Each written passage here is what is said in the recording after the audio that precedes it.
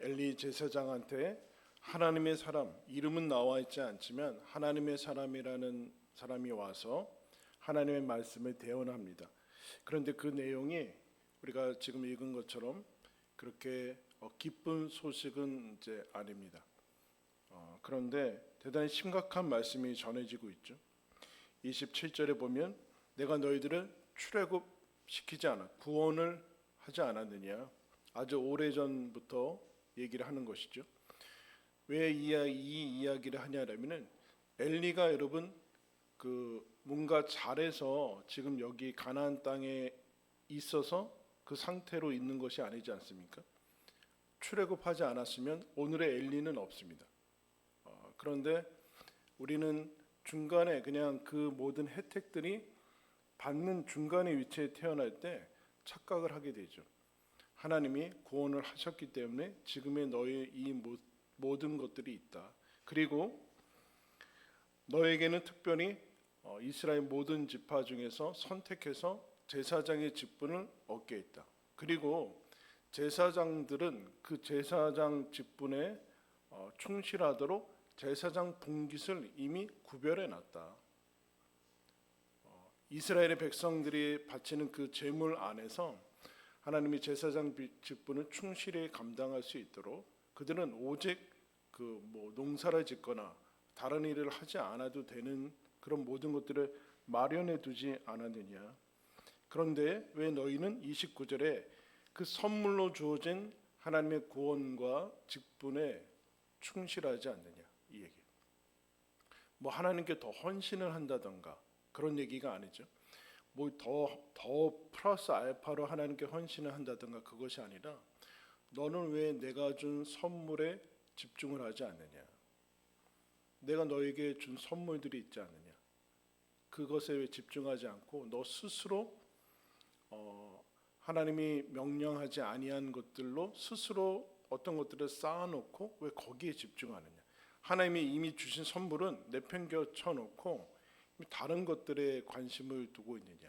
그것들이 이제 아들들이 하는 그 모습들을 우리가 살펴봤습니다.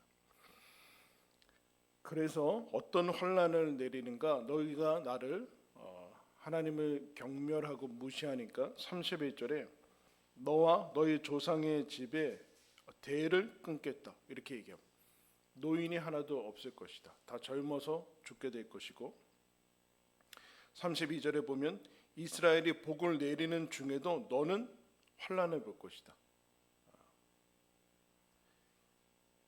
영원토록 노인이 없을 것이며 나는 것이 나왔죠. 33절에 내가 끊어버리지 아니할 내 사람이 내 눈을 쇠잔하게 하고 내 마음을 슬프게 할 것이요 내 집에서 출산되는 모든 자가 젊어서 죽을 것이다. 그리고 그 표징으로 지금 있는 내 아들 홈니와 비나스가 한날에 죽을 것이다. 그리고 36절에 보면은 내 집에 한 사람 정도 남았는데 그 사람이 나중에 구걸하면서 이 제사장 직분 하나라도 해서 제발 입에 풀칠을 하게 해주십시오라는 데까지 갈 것이다. 여러분 어떤 사람이 어떤 하나님의 사람이라고 당신한테 예언해 주겠다고 와서 이 이야기하면 어떻겠어요? 근데 이 당시에는 지금 하나님의 사람이 하나님의 말씀이라고 이 이야기를 전해지면 이 이야기를 정말로 들었다면은 다음에 무엇이 예상됩니까? 당연히 옷을 찢고 죄를 뒤집어 쓰고 머리를 풀고 하나님 앞에 애통하고 회개해서 이것을 돌이켜 달라고 하지 않겠습니까? 그런데 여러분 그런 그 다음 2장 36절로 끝납니다. 사무엘상은 37절이 이어져야 될 것 같은데 당연하게 그 이어지는 다음이 있을 것 같은데 그렇지 않습니다. 하나님의 말씀은 그냥 벽에다 한 거나 동일한 그냥 돌아오는 응답이 하나도 없어요. 적어도 여러분 아비라면 부모라면 34절 자기 아들들이 한날에 죽을 것이라는 말에는 움직여야 되지 않습니까? 그런데 거기에서도 움직이지 않아요. 이 하나님의 사람이 전한 뜻은 무엇입니까? 엘리야 너 지금 그대로 가면 망한다. 다 끝난다. 너가 가진 모든 것이 다 산산조각이 날 것이다. 라는 것이죠. 여러분, 그러면 하나님께서 이 하나님의 사람을 뭐하러 엘리야한테 보냈을까요? 이거 알려주려고 보내는 겁니까? 아니죠. 이 이야기 듣고서 돌이켜라 라는 뜻이죠. 심판의 목적이었으면 이 사람 보내지 않고 바로 심판하면 됩니다. 이게 모든 선지자와 선지서의 특징이에요. 하나님이 굳이 입 아프게 얘기할 필요가 없다니까요. 심판의 목적이라면. 심판을 즐겨 하시고 하나님이 우리를 괴롭히고 뭐 그게 하는 것이 그런 전능자라면 굳이 얘기할 필요가 없어요. 입 아프니까. 그냥 바로바로 죽이고 바로바로 심판하면 되는데 굳이 이것을 가서 말씀을 듣게 하십니다. 스스로 깨닫지 못하니까 하나님의 말씀이 찾아온다라는 것은 하나님이 찾아오는 거예요. 하나님이 이 엘리야한테 찾아오는 거죠. 뭐요? 돌이켜라. 이대로 가면 끝난다. 다시 기회를 주는 거죠. 하나님의 말씀은 이런 특징이 있습니다. 현재 듣게 되는데, 언제나 하나님의 말씀은 지금 듣게 되는데 그 말씀은 미래의 현실이 지금 오는 거예요. 그래서 예언이라고 하는데, 예언이라는 것은 무슨 점을 치고 하는 그런, 사실은 점 치고 하는 이런 모든 것들은 운명론이죠. 근데 하나님의 말씀은 운명론이 아닙니다. 왜냐하면 이 듣는 사람의 반응에 따라서 하나님은 얼마든지 모든 우주를 움직여서라도 다 바꿀 수 있어요. 그런데 어쨌든 이 미리 온 미래죠. 미리 온 미래고 현재에 와 있는 미래인데 이것은 어떤 형태로 와 있는가? 말씀의 형태로 와 있어요. 그래서 사람들이 우습게 여겨요. 현실로 팍 와 있으면은 이게 보이는 현실이니까 사람들이 그런데 그렇지 않다라는 거예요. 여러분, 아이들이 올해 수능 날짜 정해졌어요? 정해졌어요. 여러분, 11월 둘째 주인가 목요일에 수능 본다니까요. 가봐야 알아요? 아니에요. 정해졌어요. 근데 야, 수능이 안 올지도 몰라. 2년 있다 밀릴 수도 있고 무슨 뭐. 그럼 어떻게 해요? 하나님의 말씀이 미리 지금 선포된다라는 것은 말씀과 말씀의 시료는 동일합니다. 여러분, 동일해요. 밭에 배추 씨를 뿌리면 나중에 뭐가 나요? 무가 나요. 맞아요? 배추 씨 뿌리면 배추 나요, 여러분. 사과나무를 심으면 사과가 난다니까요. 하나님의 말씀을 이렇게 심으면 그게 그대로 오게 돼 있어요. 근데 사람들이 이것을 믿지 않습니다. 왜요? 시간차가 나기 때문에. 지금 눈에 보이지 않기 때문에 들리는 것을 우습게 여기고 있는데, 하나님의 말씀은 공수표나 허언이 아닙니다. 반드시 1.1획도 다 이루어질 것이다 라고 얘기했습니다. 그런데 이것은 인격자의 발언이에요. 전능하신 한 인격자의 발언이기 때문에 이것은 운명론이 아니에요. 기계적인 운명론이 아니라 듣는 사람의 반응을 요구하고 있다. 응답을 요구하고 있다라는. 그래 지금 엘리는 아무런 응답을 요구하고 있지 않아요. 즉 여지가 있는 것이죠. 그것이 축복이건 아니면 뭐 저주건, 지금 엄청난 저주가 선포됐는데 얼마든지 뜻을 바꿀 수 있는 여지가 있습니다. 즉 하나님은 망하고 죽이는데 거기에는 하나님의 뜻이 있지 않다라는. 그래서 이스라엘이 마지막 가면 에스겔 선지자가 이런 얘기를 합니다. 이스라엘 백성이 우리가 망하는 이유는 우리 조상들이 잘못해서 망했다. 이렇게 하나의 속담이 나왔어요. 그런데 하나님께서 이런 얘기를 합니다. 각자의 죄악으로 죽는 것이다. 그러면서 이런 이야기를 덧붙입니다. 악인이 만일 그가 행한 모든 죄에서 돌이켜 떠나 내 모든 율례를 지키고 정의와 공의를 행하면 반드시 살고 죽지 아니할 것이다. 범죄한 것이 하나도 기억되지 아니할 것이니 그가 행한 공의로 살 것이다. 죄인이 돌이켜서 하나님의 의를 행하면 그는 살 것이다. 반대로 의인이 돌이켜 그 공의에서 떠나 범죄하고 악인이 행하는 모든 가증한 일대로 행하면 살겠느냐? 그가 행한 공의로운 일은 하나도 기억되지 아니할 것이고 그 범한 허물과 그 지은 죄로 죽을 것이다. 의인이었다가 돌이켜서 악인의 삶을 살면 죽을 것이다. 그런데 그것이 결론이 아니라 여호와의 말씀이리라. 내가 어찌 악인이 죽는 것을 조금인들 기뻐하랴. 그가 돌이켜 그 길에서 떠나 사는 것을 어찌 기뻐하지 아니하겠느냐. 이게 하나님의 뜻이에요. 그런데 이스라엘 역사상 그게 많지 않죠? 많지 않은 것들을 이제 보게 됩니다. 그래서 선지서는 길어요. 이사야, 예레미야 엄청 긴, 에스겔에서 다 긴데 뭐하러 이렇게 길게 얘기했나? 무슨 내용인지 알지도 못하고 우리는 들어갔다가 무슨 줄거리가 잡히지 않는 선지서를 엄청나게 두껍게 써놨어요. 거기에서 하나님의 마음을 알아차리셔야 돼요. 또 얘기하고 가서 또 얘기하고 같은 얘기 또 하고 다르게 얘기하고 때로는 너희들 다 죽는다 그러다가 어서 돌아와라 막 뭐 이게 도대체 앞에 다르고 뒤에 다르고 그런 얘기를 하죠. 그러면서 에스겔 18장 32절에 너희가 범한 모든 죄악을 버리고 마음과 영을 새롭게 할지어다. 이스라엘아 너희가 어찌하여 죽고자 하느냐. 뭐라고 그래요? 마음과 영을 새롭게 해야 된다. 그런데 오늘 우리가 읽은 말씀 보면 사무엘상 2장 37절은 없습니다. 그런데 여기서 끝나면 뭐 그럴 수 있는데 3장으로 이렇게 넘어가면 다음 시간에 살피겠지만 3장 12절 13절에 보면 하나님이 어린 사무엘한테 나타납니다. 근데 사무엘한테 나타나서 하는 말씀이 뭐냐면은 12절에 보면 내가 엘리의 집에 대하여 말한 것을 처음부터 끝까지 그날에 그에게 다 이루리라. 내가 그의 집을 영원토록 심판하겠다고 그에게 말한 것은 그가 아는 죄악 때문이니 이는 그가 자기의 아들들이 저주를 자청하되 금하지 아니하였음이니라. 사무엘한테 내가 엘리의 집에 예언한 것을 다 이룰 것이다. 왜냐하면 그가 알고 있는 죄악, 자기 자녀에 대한 알고 있는 죄악들을 돌이키지 않는다. 그럼 누구한테 하는 거예요? 사무엘한테 얘기하고 있어요. 그러면 12절 13절 다음에 이 얘기를 사무엘이 들어서 너무 놀래가지고 이거 어떡하냐 이거 네? 어떡할 거예요 여러분. 근데 엘리가 불러요.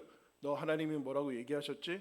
나한테 이시에 죽고 하지 않으면 혼난다. 딱 얘기하니까 그걸 얘기합니다. 18절에 사무엘이 그것을 그에게 자세히 말하고 조금도 숨기지 아니하니 그가 이르되 뭐라고 그래요? 이는 여호와의 신이 선하신 대로 하실 것이니라. 무슨 소리예요? 괜찮아, 다 잘 될 거야. 와, 지금 하나님의 사람이 자기한테 와서 직접 얘기해서 안 되니까 조금 있다가 어린 사무엘한테 얘기해서 듣게 하셨거든요. 들으니까 엘리가 뭐라고 그래요? 이거 다음에 이렇게 반응하면 안 되잖아요. 야 이거 진짜구나. 하나님 또 기회를 주시는구나. 그래야 되는데 하나님은 선하시니 살아계시니 선한 대로 할 겁니다. 이렇게 얘기해요. 여러분 이 다음에 바로 심판이 오지 않습니다. 이거 다음에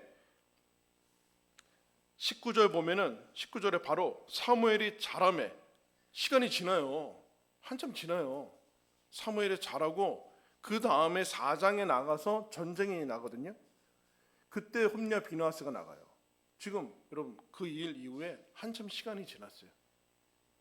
하나님이 이 얘기한 다음에 내일 바로 죽이는 거 아니는 그런 일이 일어나지 않습니다.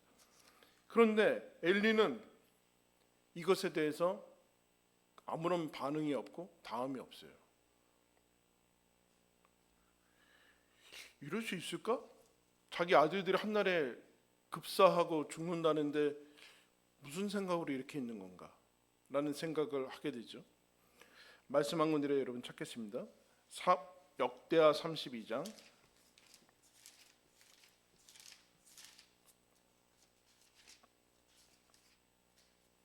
구약성경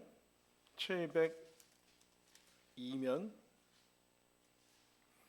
역대하 32장 24절 보겠습니다. 구약성경 702쪽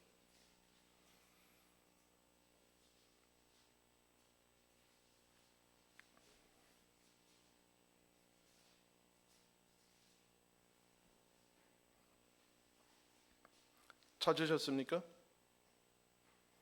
거기 히스기야 얘기가 나오는데 제가 읽겠습니다. 그때 히스기야가 병들어 죽게 되었으므로 여호와께 기도하며 여호와께서 그에게 대답하시고 또 이적을 보이셨으나 히스기야가 마음이 교만하여 그 받은 은혜를 보답하지 아니하므로 진노가 그와 유다와 예루살렘에 내리게 되었더니 히스기야가 마음의 교만함을 뉘우치고 예루살렘 주민들도 그와 같이 하였으므로 여호와의 진노가 히스기야의 생전에는 그들에게 내리지 아니하니라. 여러분, 히스기야가 하나님께 선과 그 정직히 행한 사람 중에 몇 안 되는 왕이죠.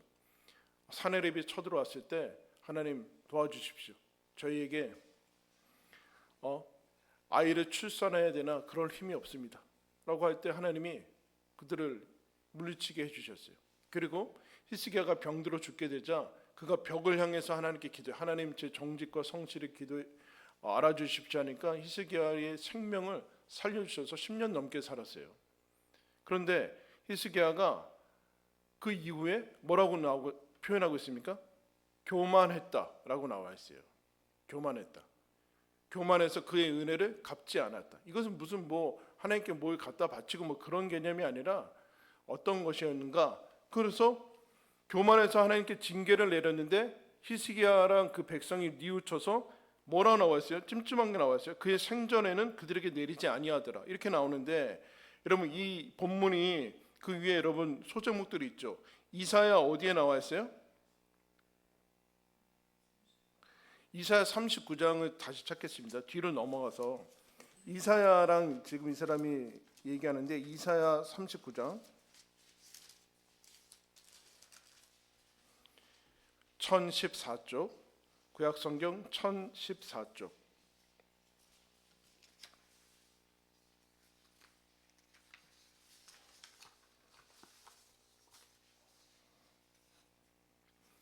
(39장) 찾으셨습니까? 39장 1절부터 보겠습니다. 위에 바로 히스기야가 기적으로 병이 났고 39장에 그때 발라단의 아들 바벨론 왕 모로닥 발라단이 히스기야가 병들었다가 나았다 함을 듣고 히스기야에게 글과 예물을 보낸지라. 히스기야가 사자들로 말미암아 기뻐하며 그들에게 보물창고 곧 은금과 향료와 보배로운 기름과 모든 무기고 있는 것을 다 보여줬더니 히스기야가 공중의 소유와 전 국내의 소유를 보이지 아니한 것이 없는지라. 이에 선지자 이사야가 히스기야 왕에게 나와 묻되 그 사람들이 무슨 말을 하였으며 어디서 왕에게 왔나이까 하니 히스기야가 이르되 그들이 원방 곧 바벨론에서 내게 왔나이다 하니라. 이사야가 이르되 그들이 왕의 궁전에서 무엇을 보았나이까 하니 히스기야가 대답하되 그들이 내 궁전에 있는 것을 다 보았나이다. 내 창고에 있는 것으로 보이지 아니한 보물이 하나도 없나이다.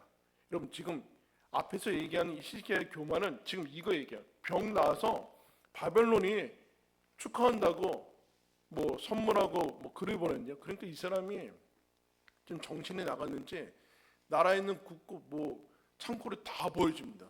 그러니까 바벨론이 이거 다 가져가야 되겠다. 그렇게 한 거죠. 지금 이 이야기하고 있어요. 근데 이사야가 하나님한테 5절에 이사야가 히스기야에게 이르되 왕은 만군의 여호와의 말씀을 들으소서. 보라, 날이 이르르니 내 집에 있는 모든 소유와 내 조상들이 오늘까지 쌓아둔 것이 모두 바벨론으로 옮긴 바 되고 남을 것이 없으리라. 여호와의 말이니라. 또 내게서 태어날 자손 중에서 몇이 사로잡혀 바벨론 왕궁의 환관이 되리라 하셨나이다 하니 히스기야가 이사야에게 이르되 당신이 이른바 여호와의 말씀이 좋소이다 하고 또 이르되 내 생전에는 평안과 경고함이 있으리로다. 이게 어울려요, 여러분?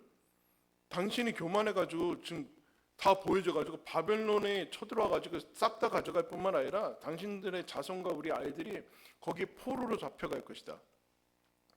그러면 어떻게 돼요? 앞에서 히스기야가 사내립 쳐들어왔을 때 기도하고 자기 죽게 됐을 때 식음을 전파하고 기도하고 그랬는데 지금 어떻게 됩니까? 벽을 향해서 하나님 다시 제가 교만했습니다. 회개하고 그랬어야 되는데 뭐라고 그래요? 좋습니다. 나 때는 괜찮잖아. 이런 거. 엘리가 너희 자식들도 다 죽을 거고 네 집안들은 다 죽을 것이고 겨우 빌어서 먹을 것이다. 홈리와 비누아스가 하루에 급사할 것이다. 괜찮습니다. 아무 얘기도 안 해. 아무 응답도 안 해. 다시 갈까요? 앞으로 사무엘상. 여러분 왜 그럴까요? 지금 무슨 상태입니까? 히스기야가 기적을 베풀어 가지고 병에서 낫다니까요. 그러면 이제 이거 엄청난 기적을 받고 엘리도 지금 그 당시에 최고로 중요한 대제사장의 역할을 하고 있는데 하나님의 말씀이 들리지가 않아요. 이게 문제. 하나님의 말씀이 정확하게 얘기하면 하나님의 사람이 와서 하는 하나님의 말씀이 하나님의 말씀으로 들리질 않아요. 그러니까 3장으로 넘어가면 이제 엘리야한테는 얘기를 하지 않으세요. 사무엘한테 얘기하세요. 더 이상 하나님이 얘기를 하지 않으세요. 이후 말씀이 없어집니다. 이건 점진적인 과정이에요.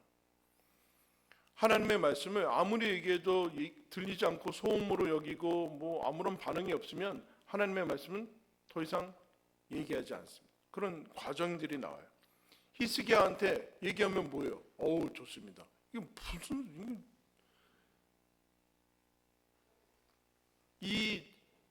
이런 상태에 있을 때 이제 대표적인 단어가 무엇일까요? 뭐 따라 했습니다. 무감각. 사실은 무감각한 거는 여러분 죽어 있는 거죠. 무감각한 거는 죽어 있는데 성경은 이것을 완악하다라는 마음으로 쓰고 있습니다. 완악한 마음. 마태복음 13장에 가면은 예수님이 제자들이 물어요. 예수님 왜 비유로 얘기하십니까? 이사야의 말씀에 저희들이 눈이 있어도 보지 못하고 귀가 있어도 듣지 아니하는 이유다. 저들이 일부러 눈을 감고 귀를 닫은 이유는 마음이 완악해서 나에게 와서 고침을 받을까 합니다. 여러분 이상하죠? 여러분 다 고침받기 원하는 거 아니에요? 천만에요. 사람은 고침을 받기 원치 않습니다. 하나님 앞에 와서 변화받으려고 하지 않아요. 그래서 일부러 하나님의 말씀이 들릴 때 자기 방어를 해야 되잖아요. 그러니까 마음을 완악하게 해야 돼요. 자기 방어를 하지 않으면 하나님의 말씀이 들려서 찔리거든요. 찔리면 변해야 될 거 아니에요. 찔리지 않기 위해서 바로처럼 완악하게 하는 바로처럼. 바로는 여러분 동일하게 10가지 이적을 봤어요. 9개까지 안 하잖아요. 사실은 10개도 어쩔 수 없이 풀어준 거지 마음이 변해서 하나님의 말씀 들어서 풀어주는 거 아니거든요. 이게 문제예요. 이게 고침받을까 두려워하다. 내가 사실은 하나님의 말씀으로 하나님이 나한테 말씀해가지고 변화하는 것을 싫어해요. 내 것을 지키기 원한다는 거죠. 엘리가 여러분 왜 이 말씀을 안 들었을까요? 지금도 괜찮다는 거예요. 그럭저럭 괜찮다는 거예요. 지금 살만한데 뭘 바꾸려? 지금 아무런 그런 게 없는데 이게 문제죠. 여러분. 이게. 그래서 예수님이 마태복음 13장에 씨 뿌리는 비유를 얘기를 합니다. 말씀 아까 씨앗이라고 그랬어요. 씨앗을 심으면 그대로 열매가 났는데 맺혀지지 않더라. 언제? 떨어지자마자 마귀가 가져간다. 마귀가 가져간다. 지금 중요한 얘기를 듣고 복음 얘기 듣고 하나님의 말씀 듣는데 여러분 나가다가 딱 하면은 주차장 가서 다 잊어버려요. 생기면 중요한 일이 그걸 아니라는 거죠. 어려운 일 생기면 포기한다라는 거예요. 그럼 지금 엘리가 이 얘기 들었으니까 가서 어떻게 됩니까? 홈리와 비누아스를 잡아야죠. 제사장 옆에서 빼던가. 그러면 어떻게 돼요? 저항이 있죠. 저항이 있어요. 갈등이 일어나야 된다고요. 갈등. 근데 거짓 평화로 회피하는 거예요. 그래서 어떻게 됩니까? 이 거짓된 사랑으로 홈리와 비누아스는 죽어요. 그리고 일상에서 언제나 뒤 밀리죠. 이것이 나중으로 계속 밀려요. 뭐 애들 학교 다 보내고 나 취직하고 뭐 다 계속 밀려요. 순서가 계속 뒤 밀려. 사실은 이 세상의 욕심으로 뒤로 밀리는 거죠. 그래서 멸망에 이를 때까지는 아무런 이상이 나오질 않아요. 그 이유는 무엇인가? 완악한 마음이다. 근데 세바스찬 무어라는 사람이 십자가에 달린 예수는 낯선 이가 아니다라는 책에서 완악한 마음을 이렇게 이제 표현한 대목이 있습니다. 인간의 선함이 흘러나올 수 있는 유일한 원천은 마음인데 그 마음을 누군가를 위해서 쓸 수 없게 만들고 누군가에게 줄 수 없게 만들고 생명과 성령의 목소리에 무감각한 볼모지로 만들어 버리는 것이 악이다. 여러분, 사람이 하나님도 그렇고 사람도 원하는 게 그 사람의 마음인데 그 사람한테 마음을 주고 하나님한테 마음을 줘야 되는데 줄 수도 없고 뭘 위해서 할 수도 없게끔, 그리고 아무런 얘기도 들을 수 없게끔 만들어 버리는 것이 악인데, 더 심각한 악은 아무런 계명을 어기지 않고 그저 점잖은 모범 시민으로, 우리로 치면은 모범 신앙인이죠. 모범 신앙인으로 살아가면서 정작 남에게 줄 마음이 아예 사라져 버린 상태가 더 심각하다. 남한테 마음을 안 주는 게 아니라 줄 마음이 아예 없어진 상태. 이거 누구 여러분 생각나세요? 부자 청년. 어릴 적부터 모든 계명을 지켰습니다. 근데 이 사람 부자예요. 모든 계명을 지켜서 자기는 천국에 거의 1등으로 들어갈 줄 알았는데 예수님이 이런 얘기하죠. 너희 모든 소유를 다 가난한 자들에게 주고 나를 따르라. 돌아갑니다. 근심에서 돌아갑니다. 무슨 뜻일까요? 이 사람은 아무에게도 뭔가를 줄 수 있는 마음이 남아있지 않아요. 이게 완악한 마음이다라는 것. 마음이 남아있지 않아요. 하나님에게도 줄 수 없죠. 즉 하나님의 음성을 들을 수 있는 마음의 공간이 하나도 없어요. 엘리는 죽어 있는 거죠. 마음이 죽어 있어요. 들리지 않아요. 완악한 마음은 결국에는 사랑이 마비된 거죠. 메말라 있어요. 여러분, 자식이 죽는다는데 움직이지 않아요. 죽었죠. 그런데 뭐라 그래요? 앞에서는 너는 왜 나보다 너 자식들을 더 중히 여겨? 사실은 중히 여기는 게 아니에요. 엘리 때문에 자식들이 자식들이 잘못해서 죽는 건데 어쨌든, 근데 자녀 교육에 대한 얘기를 하는 것이 아니에요 지금. 뭐 자녀 교육 잘못해서 나중에 여러분 더 충격적인 거 나와요. 사무엘 아들들도 이래요. 진짜 어떻게 해야 되는지 모르겠어요. 나중에 얘기할게요. 사무엘 아들들이 뇌물 받고 재판을 굽게 하는 바람에 사무엘 당신은 늙었고 우리한테 왕을 주십시오 이렇게 나갔거든요. 아 이거 어떻게 해야 되는 거지? 자식을 낳지 말아야 되나? 와 이게 근데 그 문제가 아니에요 지금.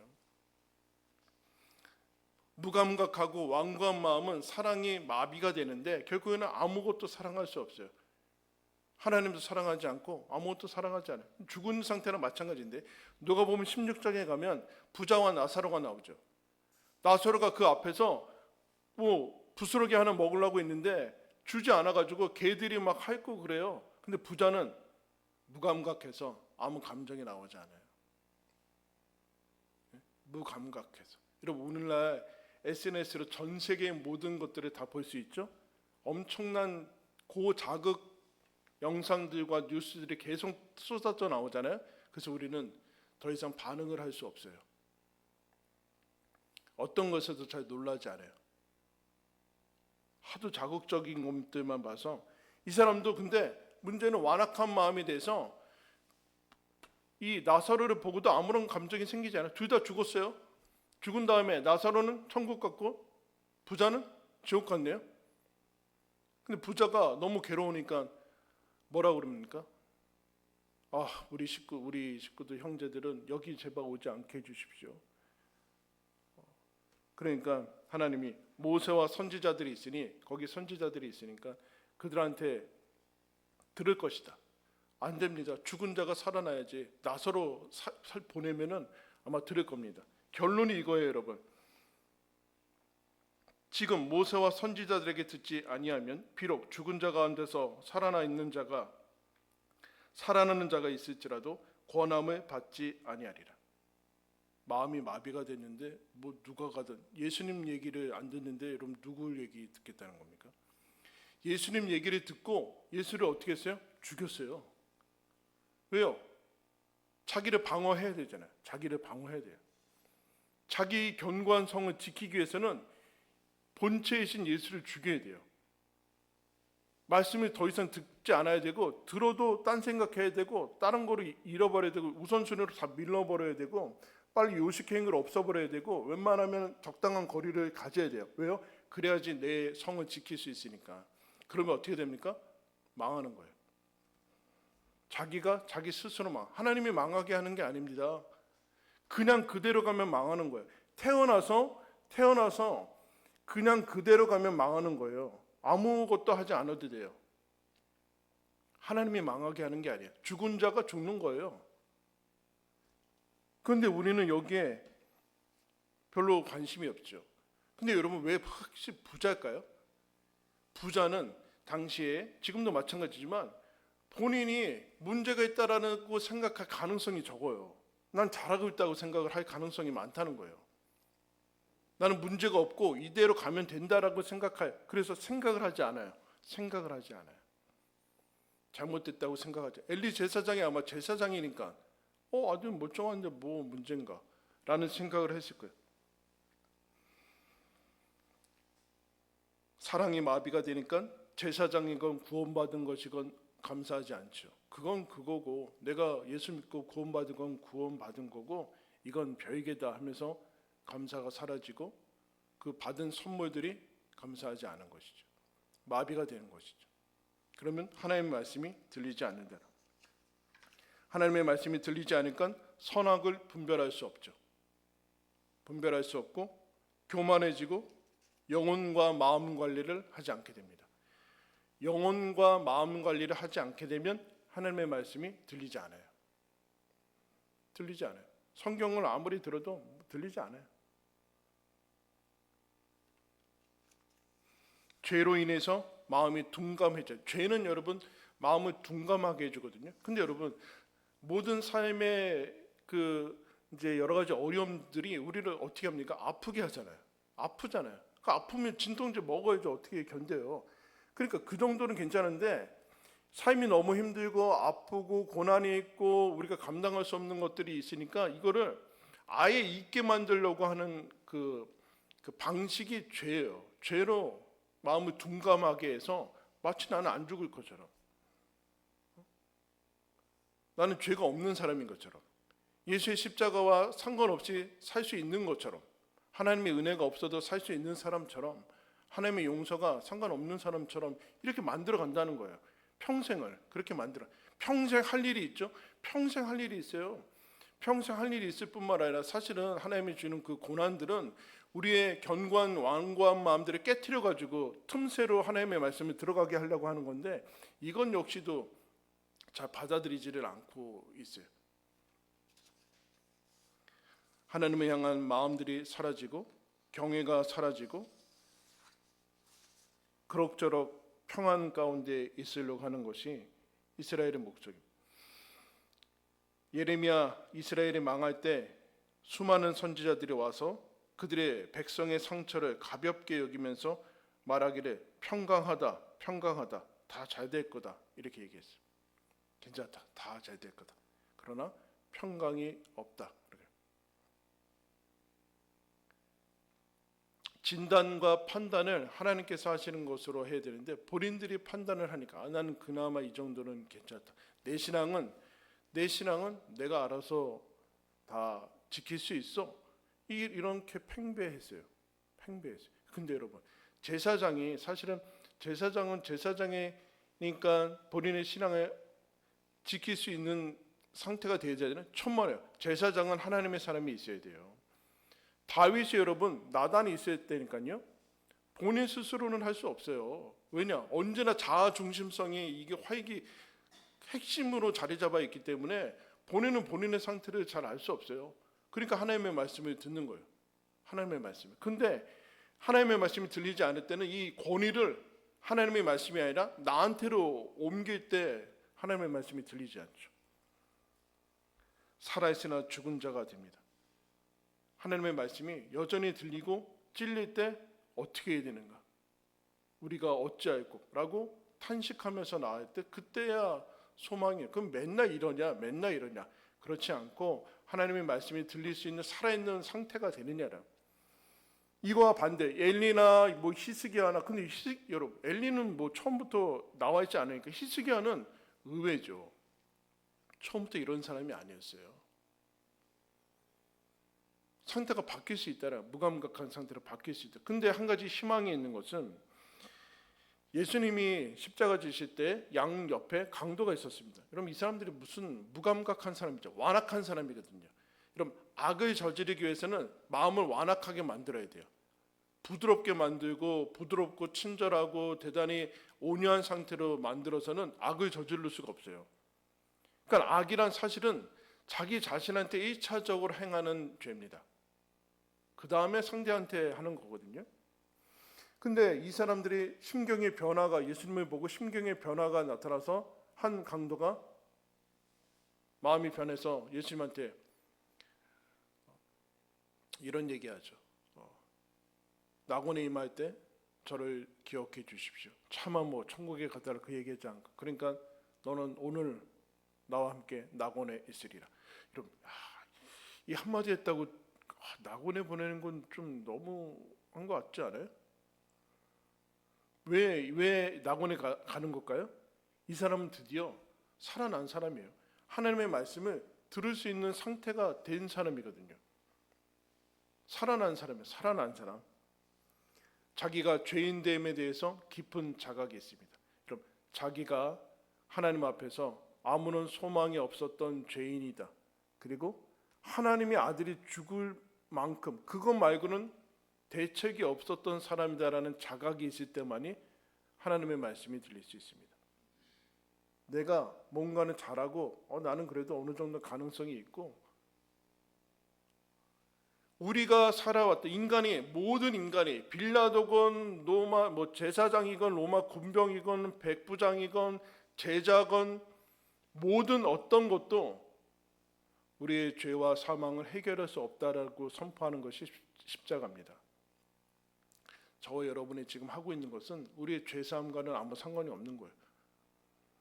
여기에 대한 그 항복 선언을 하지 않고 있으면 하나님의 말씀이 들리지 않아요. 이건 교훈서고 그냥 지금 나한테 이게 필요한 게 아니라니까요. 이게 필요한 게 아니에요. 지금 우리들한테는. 왜 그러는가? 하나님의 말씀이 아니거든요. 그러면 우리 삶은 아무런 의미 없이 멸망으로 향해 가는데 도움이 되지 않는다. 내가 죄인 된 거, 그리고 하나님의 아들이 죽어서 내가 용서를 받은 그 은혜를 받은 사람만이 이 하나님의 말씀으로 들려지고 알게 된다라는 것을 얘기를 하고 있습니다. 여러분, 오늘날 우리는 풍요와 풍성한 시대를 살고 있죠. 어떤 나라는 하나님의 말씀을 들을 수 없어서 그냥 이거 하나 가지고 있으면 죽는 나라에서 태어나서 외울 수밖에 없는, 그런데 우리는 틀기만 하면 다 나오는 그런 속에서 하나님의 말씀을 듣고 있는가? 어떻게 알 수 있습니까? 들은 다음이 있냐라. 들은 다음이. 듣고 끝내면 하나님의 말씀은 아니고, 듣고 난 다음에 하나님의 말씀을 들은 것이 시작인데, 이거 잘 듣고서 그 다음이 있는가? 그게 우리가 신앙을 점검하는 길입니다. 하나님께서 오늘도 우리를 사랑하셔서 끊임없이 하나님의 말씀을 들려주십니다. 들음은 시작입니다. 여러분, 하나님의 말씀을 잘 듣고 그 다음에 응답하면서 하나님이 주신 복을 누리시기를 축원합니다. 기도하겠습니다. 하나님 아버지, 우리에게 온유하고 좋은 마음을 주십시오. 하나님의 말씀을 사모하고 경청하고 죄의 말씀을 듣고 순종하는 마음을 주십시오. 하나님 아버지, 완악하여서 교만하여서 굳은 마음이 되지 않도록 우리를 깨트려 주시고 도와주시고 자비를 베풀어 주시옵소서. 하나님 아버지, 하나님께서 허락하신 그 말씀 듣고 우리의 영혼이 살아나고 사랑이 흘러가는 사람으로 살아가게 해주십시오. 하나님 아버지, 주의 말씀이 선포될 때 하나님의 말씀으로 들을 수 있는 귀를 우리 인생 다 가도록 알고 깨닫고 열매 맺을 수 있도록 도와주옵소서. 예수님 이름으로 기도드리옵나이다.